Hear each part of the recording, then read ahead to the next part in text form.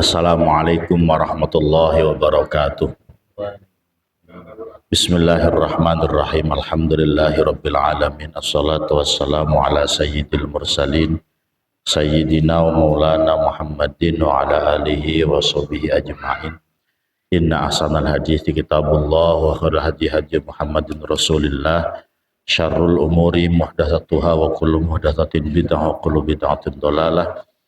Kullu dhalalatin finnar. Qala Allah Ta'ala fil Qur'anil Karim wa asdaqul qailin.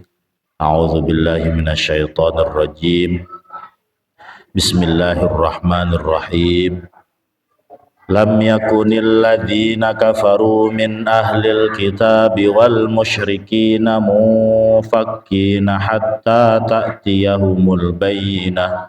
Rasulun minallahi yatlu suhufan mutahharah fiha kutubun qayyimah wa ma tafarraqal ladzina utul kitaba illa min ba'di ma ja'atuhumul bayyinah wa ma umiru illa liya'budullaha mukhlishina lahuddin hunafa'a wa yuqimus salata wa yu'tuz zakata wa dzalika dinul qayyimah. Innal ladzina kafaru min ahlil kitabi wal musyrikina fi nari jahannam khalidina fiha ulaika hum syarrul bariyah. Innal ladzina amanu wa 'amilus solihati ulaika hum khairul bariyah. Jazaohum 'inda rabbihim jannatu 'adnin tajri min tahtihal anhar khalidina fiha abada radhiyallahu anhum wa radu an. Dzalika liman khasyiya rabbah. Bismillahirrahmanirrahim. Suratul Bayyinah, surah Al-Bayyinah. Makiyatun aw madaniyatun wa ayatuha thamanu ayatin aw tismu ayat. Surah Al-Bayyinah dikatakan makiyatun iku surah makiyah, aw madaniyatun atau surah madaniyah. Wa ayatuha utawi pira-pira ayat surah Al-Bayyinah iku samanu ayatin wolu pira-pira ayat au tismu ayatin atawa songo pira-pira ayat. Bismillahirrahmanirrahim. Lam yakun alladzina kafaru min ahlil kitabi wal musyrikin. Lam yakun oranana sapa alladzina kafaru wong kang pada kafir iya alladzina min ahlil kitabi wal musyrikin. Min lil bayani maknane bayan. Min ahlil kitabi bayane saking ahli kitab wal musyrikin lan pira-pira wong musyrik. Ay ubdatil asnami tegese penyembah-penyembah berhala. Iku munfakkina ninggalaken sapa ahlil kitab wal musyrikin aizailina ammahum alaihi tegese lingsir geser sapa alladzina kafaru amma saking barang hum kang utawi alladzina kafaru alaihi iku ing atase ma hatta ta'tiya sehingga tekahum ing atase hum ing wong kafir kabeh ai atat tegese teka hum ing wong kafir kabeh apa al bayyinatu bayyinah ai al hujjatul wadihatu hujjah kang jelas wahya utawi al hujjatul wadihah al hujjatul bayyinah Muhammadun sallallahu alaihi wasallam iku Kanjeng Nabi Muhammad sallallahu alaihi wasallam.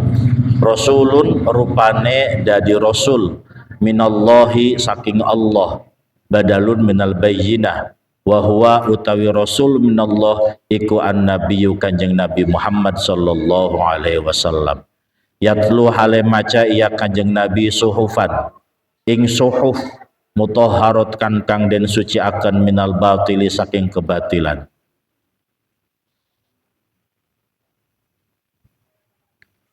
surah Al-Bayyinah, surah ke-98 dalam susunan Mushaf Utsmani.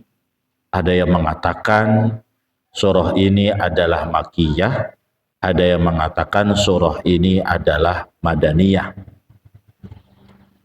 Akan tetapi kalau dari redaksi ayat, maka saya cenderung memilih surah Al-Bayyinah ini sebagai surah Madaniyah. Karena di sini disebutkan ahlul kitab. Rasul bertemu dengan ahlul kitab, Yahud dan Nasara, itu ketika sudah di Madinah. Kalau di Mekah, Rasulullah itu bertemunya dengan musyrik. Ya, jadi karena sudah ada penyebutan ahli kitab, maka kita bisa menyebut surah Al-Bayyinah ini sebagai surah Madaniyah. Walaupun tetap ada yang mengatakan bahwa Al-Bayyinah ini adalah surah Makkiyah.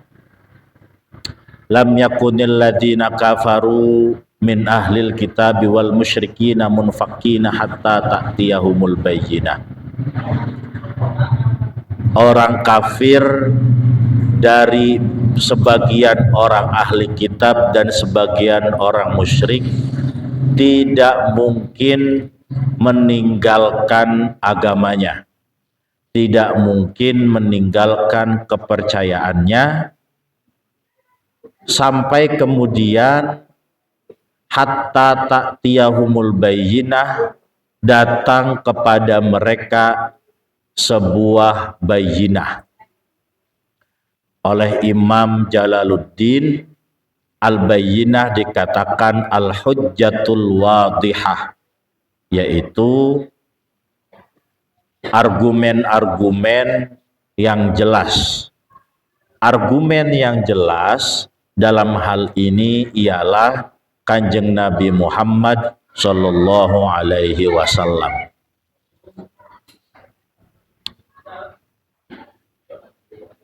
Orang-orang Nasrani, orang-orang Yahudi yang kita kelompokkan dan disebut sebagai ahli kitab, juga orang-orang musyrik.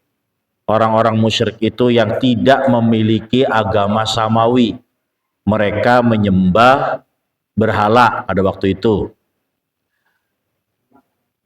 Dikelompokkan sebagai keduanya, ahli kitab dan musyrik. Ini menandakan bahwa Allah itu dalam surah ini tidak menyebutkan orang-orang Yahudi dan orang-orang Nasrani dengan sebutan musyrik. Orang Yahudi dan orang Nasrani itu punya sebutan sendiri, yaitu ahlul kitab.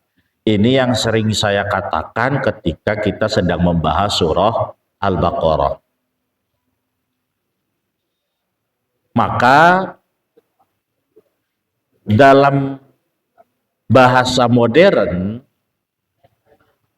orang-orang Nasrani dan orang-orang Yahudi itu pun oleh para ulama sebagian besar tidak mengatakan mereka sebagai orang musyrik. Enggak. Oh, orang Nasrani mah musyrik. Enggak. Karena Allah juga menyebut mereka dengan sebutan ahli kitab. Walaupun pada kenyataannya mereka itu mempercayai Trinitas, yaitu Tuhan Ayah, Tuhan Bapa, dan Tuhan Ayah, Tuhan Anak, dan Tuhan Ibu. Bapa, Ibu, dan Anak. Bapa Allah, Ibu Bunda Maria, Anak Isa. Walaupun pada kenyataannya seperti itu. Tapi Allah itu menyebut mereka dengan ahlul kitab.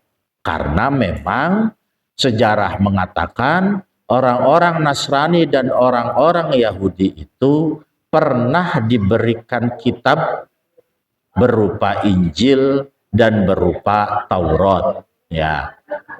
Jadi kita bisa berkiblat kepada surah ini ketika hendak mengatakan bahwa orang-orang Nasrani itu dan orang-orang Yahudi itu laisa minal musyrikin, bukan bagian dari orang musyrik.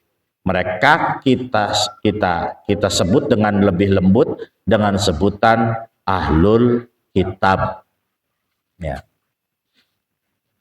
Kalau orang musyrik itu jelas-jelas orang yang menyembahnya kepada selain Allah, tidak menyembah kepada Allah sama sekali.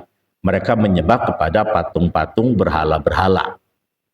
Kalau orang Yahudi dan Nasrani kan masih ada menyembah ke Allahnya. Mereka masih menyebutkan Allah. Walaupun orang Yahudi menyebut Allahnya itu entah dengan sebutan apa. Tapi mereka tetap mengenal Allah sebagai Tuhannya. Kalau orang musyrik, enggak. Mereka tidak mengenal Allah sebagai Tuhan. Tuhan mereka itu ya dewa-dewa. Tuhan mereka itu ya berhala-berhala. Oleh karenanya mereka disebut dengan sebutan musyrik. Lah terus orang kafir itu apa berarti? Maka ada seorang ulama tafsir, seorang ulama pakar bahasa Arab mengatakan bahwa kalau Allah menyebutkan kata kafir dalam kedudukan ayat itu sebagai ayat politis, maka kata kafir itu diartikan sebagai pemberontak, sebagai orang-orang yang tidak mau bekerja sama dengan Nabi Muhammad Shallallahu Alaihi Wasallam. Itu akan disebut dengan sebutan kafir, yang sudah mencederai Nabi, yang sudah memusuhi agama Islam, yang mencaci maki agama Islam, yang memerangi agama Islam, baru Allah sebutkan dengan sebutan kafir. Tuh, gitu. Ya, jadi mengartikan ayat itu jangan kemudian kita globalkan bahwa semuanya kafir. Ya. Makanya ada degradasi makna, ada apa namanya itu terjemahan atau penafsiran yang menurun dari penafsiran yang sesungguhnya Allah hendak katakan itu kepada Nabi Muhammad.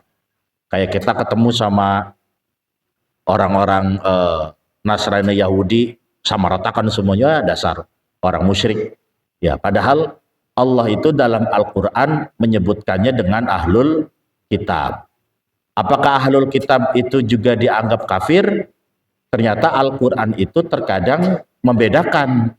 Kalau ahlul kitab yang bekerja sama dengan Nabi Muhammad untuk berperang melawan orang-orang kafir Quraisy, musyrik Quraisy, Allah tidak sebutkan dengan sebutan kafir. Nah, kita kesininya disamaratakan semuanya kafir. Makanya kemarin beberapa tahun lalu sidang atau bahsul masail Nahdlatul Ulama menyepakati bahwa tuh Indonesia itu berbeda agama tidak boleh disebutkan dengan sebutan kafir. Bolehnya disebutkan dengan sebutan non muslim.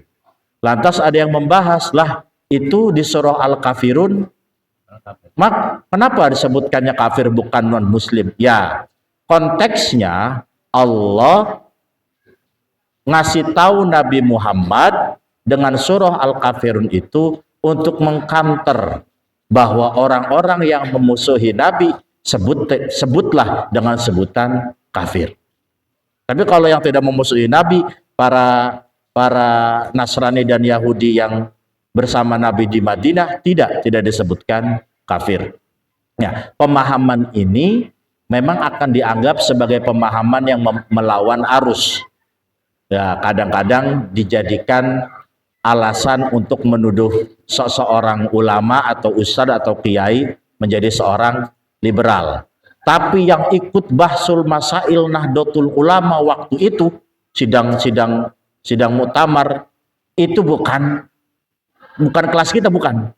Kelasnya udah jauh, bacaannya lebih tinggi, kiai-kiai gede. Mereka menyepakati bahwa tidak ada penyebutan kata kafir bagi umat yang tidak beragama Islam di Indonesia. Kenapa? karena tidak ada yang memusuhi negara. Nanti kalau ada umat non-muslim yang memusuhi negara, baru berhak disebutkan kafir. Wow, tapi itu kan langsung rame ya, Cing.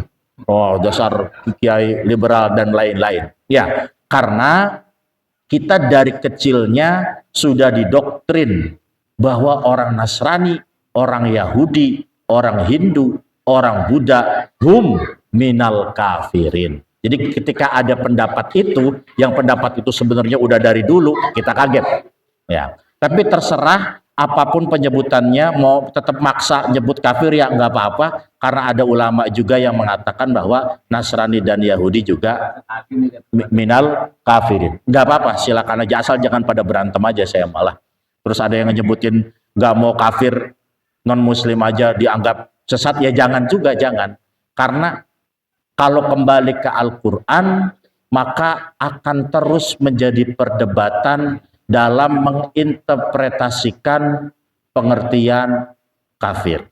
Gitu. Ya, jadi udah kita anggapnya itu perbedaan di antara para ulama aja. Asal jangan pada berantem ya.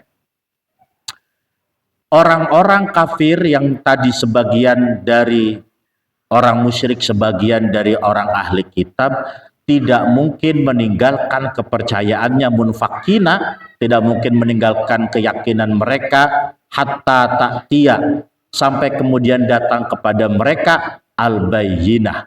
Nah, al-bayyinah itu adalah al-hujajul wadihah, argumen-argumentasi yang jelas, pendapat-pendapat, perkataan-perkataan yang jelas, sudah nggak bisa dipatahkan. Maka Imam Jalaluddin mengartikan al-bayyinah dengan sebutan Rasulullah Muhammad. Jadi al-bayyinah itu ya Muhammad, sampai datang Kanjeng Nabi Muhammad. Sebelumnya mereka itu kuat dalam beragamanya. Orang musyrik kuat dalam mempertahankan agamanya. Orang Yahudi kuat dalam mempertahankan keyakinannya. Orang Nasrani kuat dalam mempertahankan keimanannya.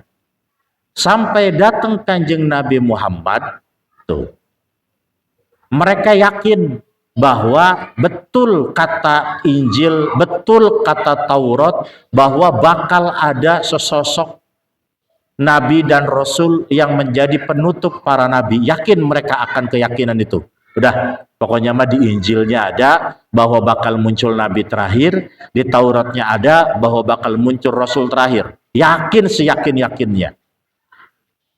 Hatta ta'tiyahumul bayyinah. Pas datang Nabi Muhammad, hilang keyakinannya. Mana nabinya? Itu tuh Muhammad bin Abdullah, jadi ya nabinya. Udah, jadi gak pada beriman. Jadi pada enggak lagi memegang erat Taurat dan tidak lagi memegang erat Injil. Udah pada nggak percaya sama Injil, udah pada nggak percaya sama Tauratnya. Karena yang datang Nabi Muhammad Shallallahu Alaihi Wasallam. Nah, al-bayyinah ini nanti akan naik sedikit dengan sebutan burhan. Bayyinah, burhan, irfan. Tingkatannya nih, bayyinah, burhan, irfan. Kalau bayyinah itu tekstual yang tidak bisa diganggu gugat maknanya dan hukumnya. Contoh, sholat zuhur 4 rakaat, sholat subuh 2 rakaat, sholat maghrib 3 rakaat, itu bayyinah namanya. Udah nggak bisa diganggu gugat. Enggak boleh Bang Oim tiba-tiba Jipen sholat subuh 2 rakaat, orang badan lagi seger-segernya, subuh baru bangun tidur, habis istirahat. Kenapa cuma 2 rakaat? Tambahinlah saya mah 8 rakaat, nggak bisa. Karena jumlah rakaat sholat subuh itu, jumlah rakaat sholat maghrib itu udah bayyinah. Nggak bisa digeser-geser, nggak bisa. Zakat fitrah itu wajib bagi yang mampu, nggak bisa digeser-geser. Haji Wajib man istata'a ilaihi sabila, nggak bisa digeser-geser. Puasa Ramadan wajib, nggak bisa digeser-geser. Karena itu bayyinah. Naik sedikit ada namanya burhan. Dari bayyinah kita ke burhan. Burhan itu baru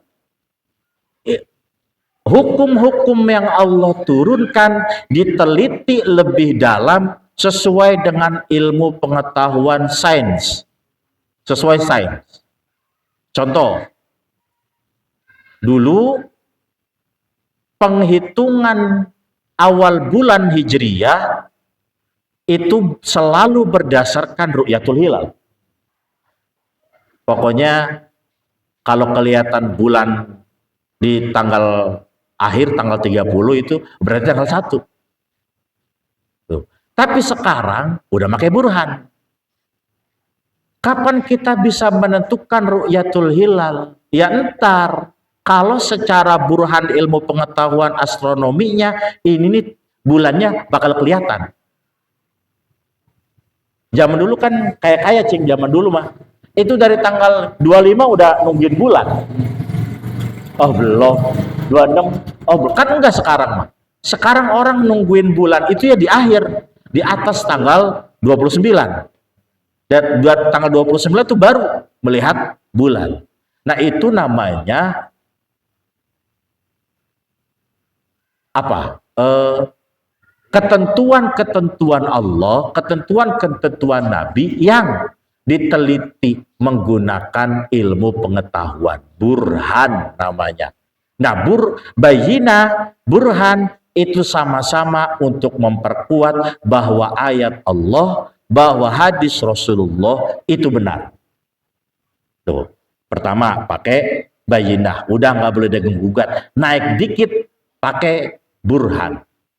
Nah, dalam hukum yang telah Allah tetapkan, rumusnya burhan dan bayyinah tidak boleh bertentangan. Ketika Allah menurunkan bayyinah, sudah pasti secara burhan itu benar. Ya. Naik dikit baru irfan. Makanya suka kita temukan kata-kata al-arif billah dari kata arafa. Jadi yang irfan tambahan ziyadah alif nun yang sudah mengenal.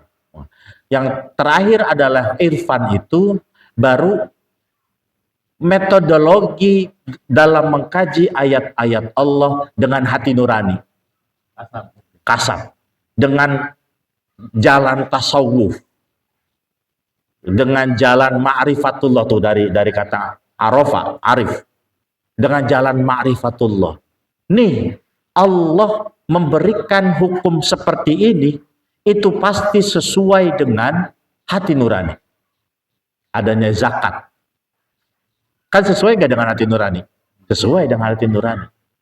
Ketika bayyinahnya ada, secara burhan ilmu pengetahuannya cocok, maka nanti akan dikuatkan lagi dengan irfan, yaitu hati nurani. Maka ketiganya akan memperkuat kebenaran ayat-ayat Allah. Pada awalnya umat muslim itu dijejelin bayyinah. Udah, telan aja dulu, telan. Bet. Naik dikit levelnya burhan. Makin kenal dengan Allah, irfan. Bahwa apa yang Allah turunkan itu pasti sesuai dengan hati nurani. Kalau kita menjalankan ibadah tidak sesuai dengan hati nurani, berarti ada yang salah sama tata cara ibadah kita. Tuh, berarti ada yang salah sama tata cara ibadah kita. Itu perlu makna yang mendalam. Karena hati nurani itu tidak pernah bohong.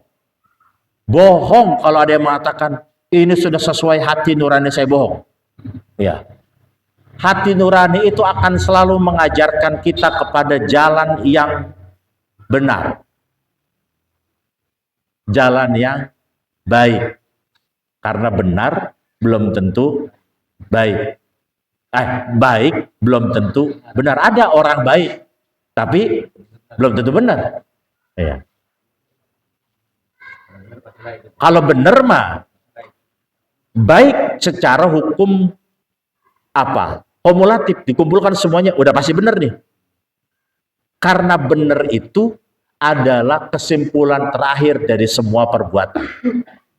Ya, jadi orang bisa berbuat baik tapi kan belum tentu benar.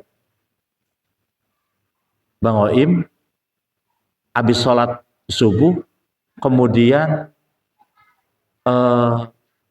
baca surah Al-Waqiah sampai jam 12 tengah hari bolong. Terus saya baca Al-Waqiah. Dagang kagak, nyapu rumah kagak, misalnya nganterin anak kagak. Tuh. Secara zahir baca Al-Quran surah Al-Waqiahnya itu baik. Tapi ketika dihukumi keseluruhan tidak benar. Karena meninggalkan yang lain. Ya, jadi pada puncaknya semua itu bermuara ke kebenaran. Ya, jadi makanya saya katakan tadi baik belum tentu benar. Nah, ketika sudah sampai pada makom irfan, maka kita akan melihat ayat Allah itu bukan lagi dari kacamata fikih saja, bukan. Tapi sudah menggunakan kacamata yang levelnya lebih tinggi, bahkan paling tinggi, yaitu ma'rifatullah. Nah, itu yang kemudian digunakan oleh para sufi, para ahli tasawuf yang ujung-ujungnya jadi wali. Ya, mau jadi wali Bang Oim? Uji. Nggak mau jadi wali. Ya. Ya. Nah. Lantas siapa Nabi Muhammad ini? Siapa Bayyinah ini? Yat Rasulun minallahi yatlu suhufam mutahharah. Al-Bayyinah itu adalah Rasul dari Allah yang membaca suhuf mutahharah yang disucikan. Kalau membaca doang mah bahasa Arabnya yakro. Yakro. Kalau baca doang mah. Kalau yatlu itu membaca dengan pemahaman, dengan hati, dengan jiwa, dengan aplikasi kehidupan. Namanya yatlu. Lebih dalam. Nah, makanya di Indonesia mah kalau yatlu jadinya tilawah. Bagus katanya. Musabaqah tilawatil Quran itu ngaji yang pakai nada, suaranya melengking sampai nada tertinggi, sampai kalau Bang Oim yang buji sampai keluar tai mudanya gitu kan.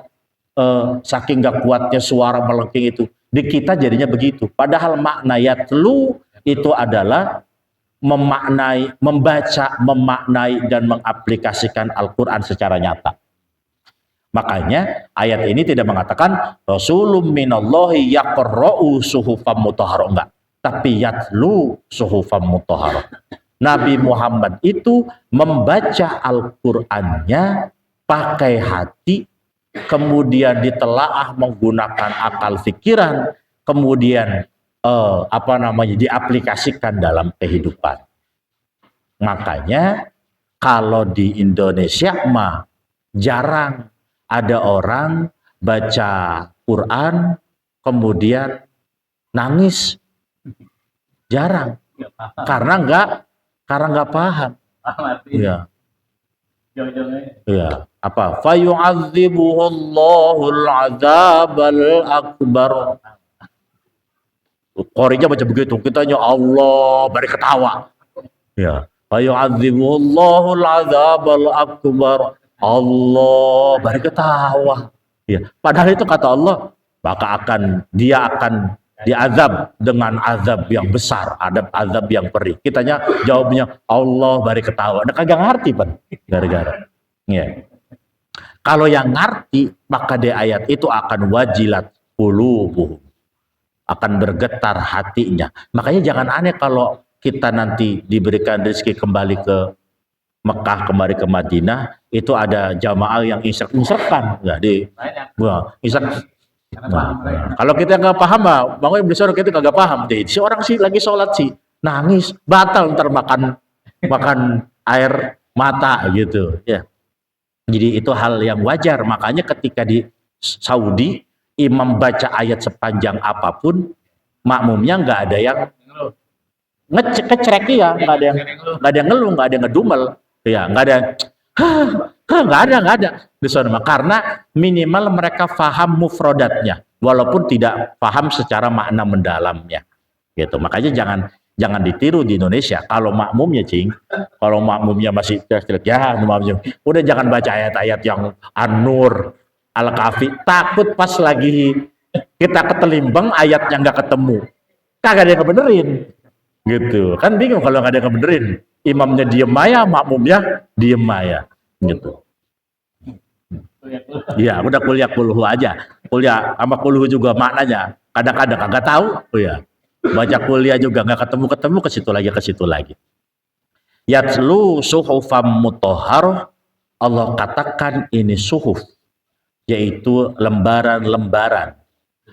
Maka Al-Quran itu terdiri dari lembaran-lembaran, pembahasan, kalau bahasa kitanya nih, per bab, per fasal, pasal puasa, pasal sholat, pasal zakat, pasal haji, pasal dagang, pasal utang, pasal ketemu sama orang Nasrani, pasal ketemu sama orang Yahudi, pasal diat, pasal kisos, pasal dam, dan seterusnya. Ya, itu hanya dalam Al-Quran itu diglobalkan semuanya. Nggak dikhususkan bahwa ini bab toharo, enggak. Ini bab zakat, enggak. Ya, karena itulah Al-Quran di ayat ini disebutkan dengan suhuf. Karena turunnya ayat itu sebenarnya perpembahasan. Nabi Muhammad ketemu dengan kelompok A, ya turunnya ayat A. Nabi Muhammad ketemu dengan kelompok B, turunnya ayat B, dan seterusnya. Maka suhufan ini mutahharah, yang disucikan. Jadi yang mensucikan itu adalah Allah Subhanahu wa Ta'ala sebagai Tuhan dan sebagai zat yang berfirman dan turunnya Al-Quran. Ya. Tapi mutahharohnya ini tidak disebutkan siapa yang mensucikan. Artinya kemurnian kesucian Al-Quran itu juga kita yang jaga. Makna-maknanya jangan sampai makna kemurnian Al-Quran itu kita nodai untuk disesuaikan dengan kepentingan kita pribadi. Kalau makna Al-Quran sudah disesuaikan dengan kepentingan kita pribadi, berarti nantinya yatlu suhufannya tidak mutahharoh oleh kita sendiri. Nah, kaitannya dengan mutahharoh itu mananya adalah disucikan. Maka la yamassuhu illal mutahharun. Nih, ini saya ulangi lagi, dulu sempat saya bahas. Inilah yang menganggap bahwa kenapa megang Al-Quran itu tidak harus bersuci justru. Karena mutahharun itu yang disucikan. Kalau kita mah namanya yang bersuci. Satu, pendapat yang mengatakan bahwa memegang mushaf Al-Quran itu tidak perlu berwudu, bahwa mushaf Al-Quran itu munculnya setelah ayat la yamassuhu illal mutahharun ada. Tuh. Jadi tidak ada perintah di Al-Quran secara jelas mengatakan memegang hujan. Tidak ada secara jelas dalam Al-Quran memerintahkan orang ketika memegang mushaf harus berwudu, nggak ada. Secara jelas nggak ada. Kenapa? Karena memang Al-Quran dalam bentuk apa nih? Dalam bentuk mushafnya juga belum ada. Kan dalam bentuk mushaf yang kita ketahui munculnya zaman Utsman, baru dibentuk mushaf. Itu pun belum ada titik, belum ada koma, belum ada harokat, belum ada semuanya. Semuanya masih sama, sod, dod, sin, shin, to, zo, ba, ta, masih sama. Semuanya nggak ada tanda-tandanya. Satu, itu pendapatnya. Yang kedua, pendapat yang mengatakan memegang mushaf itu tidak harus berwudu adalah karena ayatnya mutahharun. Iya, Yang disucikan bukan orang yang bersuci. Bukan orang yang begang. Waduh.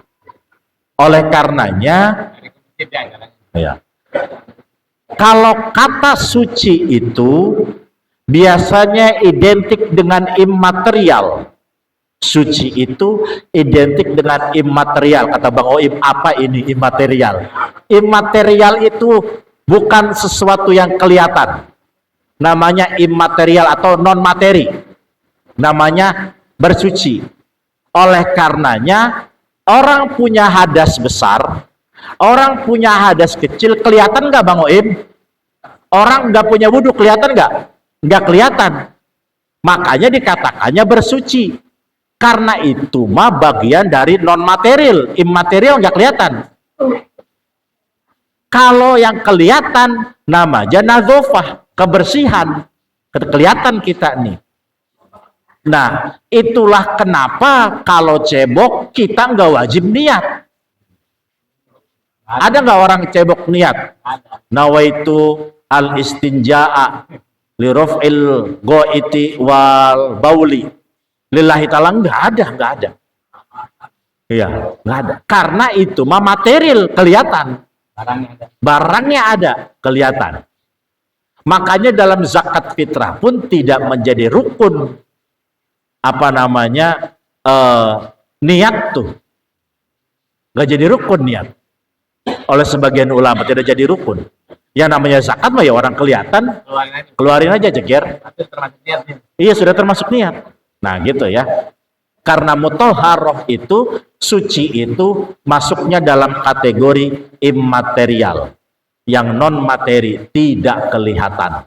Ya, karena suhufam mutahharoh, usahakan ayat-ayat Al-Quran ini kita sucikan, kita bersihkan dari syirik, dari dosa, dan dari makna-makna yang hanya menguntungkan kepribadian kita. Ya, itu. Fiha kutubun qayyimah. Di dalam al-bayyinah kutubun utawi piro-piro kitab, ahkamun tegese piro-piro hukum, maktubatun kang ditulis, qayyimatun kang lurus, mustaqimatun kang jejeg, ayat lu madmuna dzalik. Di dalamnya terdapat ketetapan yang jelas, yang lugas, yang lurus. Al-Quran itu berisi tentang ketetapan Allah yang tidak mungkin dan tidak akan pernah salah ila yaumil qiyamah. Kalau salah, terkadang kita mengartikannya yang keliru, yang salah. Ya. Tapi faminhum man amana bihi wa minhum man kafar. Dari sebagian orang yang baca Al-Quran itu, ada sebagian yang beriman, ada sebagian yang kufur, menolak, tertutup hatinya, tidak mau menggunakan ayat-ayat Al-Quran. Tuh. Jadi terkadang ayat-ayat Al-Quran ini dijadikan oleh wa minhum man kafar itu untuk membenarkan pendapat pribadinya tanpa menggunakan irfan, tanpa menggunakan hati nurani. Makanya sering kita temukan orang mengambil hukum dari ayat Al-Quran, iya betul, tapi mengkantar menyalahkan orang-orang yang di sekitarnya.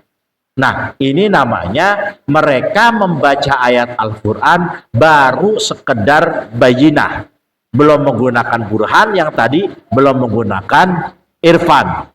Nah, kalau para pengarang tafsir, para pengarang kitab fikih yang sudah terkenal, yang sudah masyhur, yang kitabnya tersebar, dikaji oleh jutaan umat muslim, itu ketika menentukan hukum, itu ya bayinah, ya burhan, ya irfan. Bukan bayinah doang.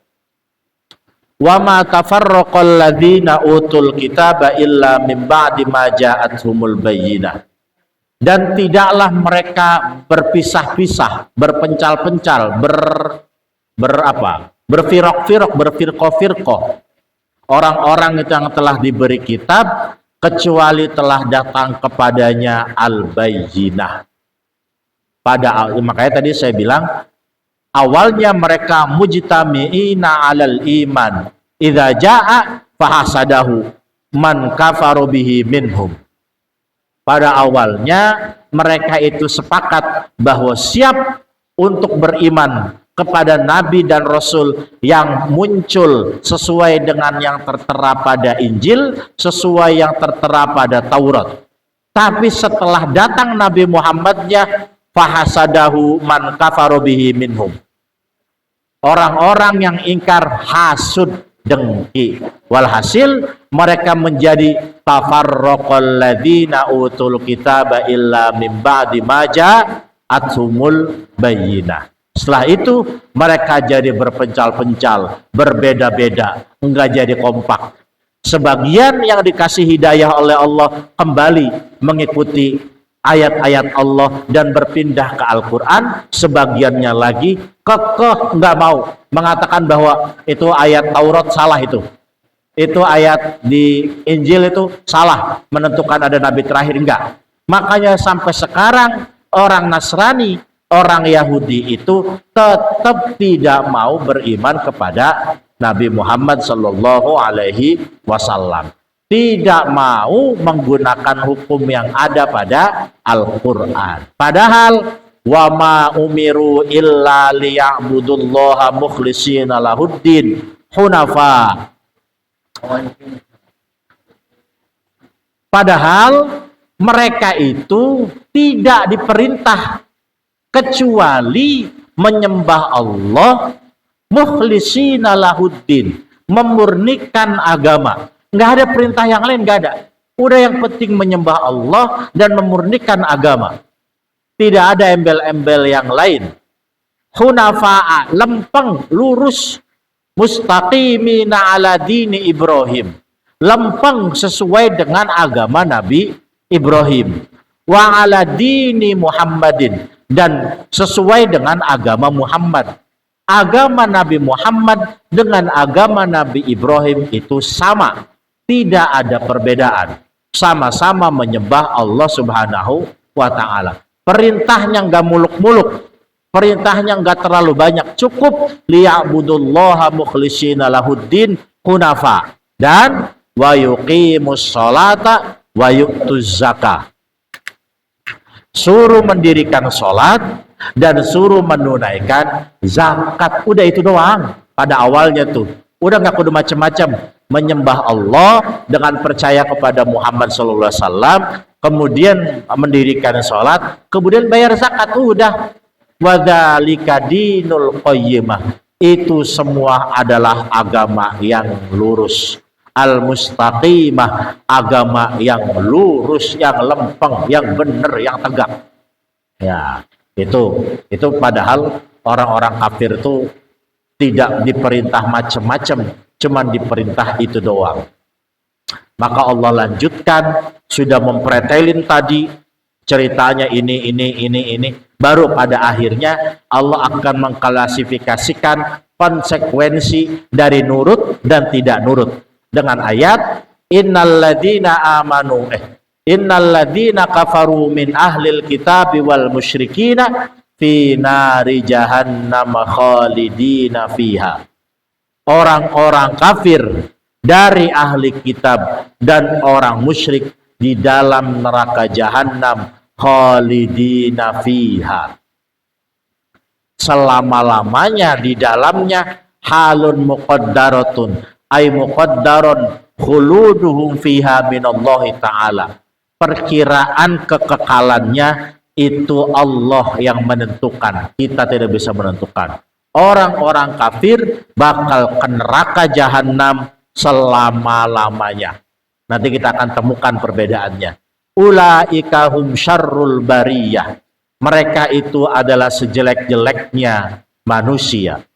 Orang-orang kafir, orang-orang yang menolak kebenaran, orang-orang yang terus-terusan melakukan kejahatan, tidak bisa dikasihkan arahan, tidak bisa dikasih petunjuk, tidak bisa dikasih hujah. Pada ujungnya mereka akan masuk ke dalam kesengsaraan berupa neraka jahanam. Pada ujung-ujungnya mati semuanya, susah, belangsak kalau nggak nurut mah. Ya, kalau orang nurut enggak orang nurut mah enggak. Maka Allah lanjutkan, innal ladzina amanu wa 'amilus solihati ulaika hum khairul bariyah. Orang-orang yang beriman, tapi bukan beriman doang, wa 'amilus solihati, melakukan perbuatan-perbuatan solih, perbuatan-perbuatan baik. Solih itu benar. Solih itu bisa berarti baik, bisa berarti benar, bisa berarti damai. Makanya perbuatan yang baik itu, perbuatan yang bernilai pahala itu, kalau memenuhi 3 unsur dari kata sul, dari kata soleh, baik, benar, dan bikin damai. Nah, kalau perbuatan kita nih baik doang, tapi nggak benar, belum soleh, belum. Baik benar doang, tapi nggak bikin damai, kan berarti nggak benar. Makanya sebutannya solih, solaha, solihah. Orang-orang solih. Tuh. Ada orang sholatnya rajin, tapi kemudian ngomel aja kerjaannya, ngomel selesai, ngomel dulu. Itu kan bisa dikatakan soleh nggak? Belum, karena tidak memenuhi 3 unsur, baik, benar, dan damai. Maksudnya bikin adem. Orang soleh itu mengajarkan kebaikan, mengajarkan kebenaran, dan mengajarkan kedamaian, sulh, perdamaian. Ya. Kemudian ulaika hum khairul bariyah.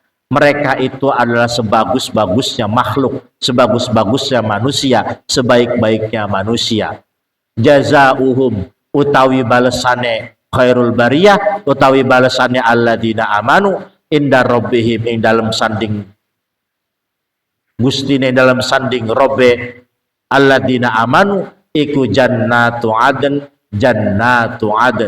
tajri kang ngalir min tahtiha, saking sesore aden al anharu, opo piro-piro bengawan, khalidina, hale pada kekal kabeh, fiha ing dalam anhar, fiha ing dalam jannat, abadan ing dalam selawase. Kalau kita teliti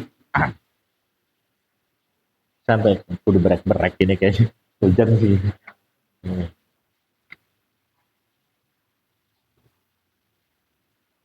Kalau kita teliti di ayat atas tuh cuman sampai khalidina fiha, nggak ada abada. Makanya Bang Oim kalau lagi baca surah Al-Bayyinah jangan ketepu nih. Innal ladzina kafaru min ahlil kitab wal musyrikina fi nari jahannam khalidina fiha radhiyallahu. Itu keliru itu. Ada yang lewat satu. Iya, ada yang lewat satu. Ya. Kalau innal ladzina kafaru min ahlil kitab wal musyrikina fi nari jahannam cuma cukup khalidina fiha, enggak pakai abada. Yang pakai abadi itu kalau jazaohum inda rabbihim jannatu adn tajri min tahtiha al-anharu, baru khalidina fiha abada. Ya, kalau di neraka mani enggak pakai abadan, enggak. Cuman pakai kata khalid. Khalid itu kekal. Ya, lama, masanya lama. Tapi enggak pakai abada. Tuh.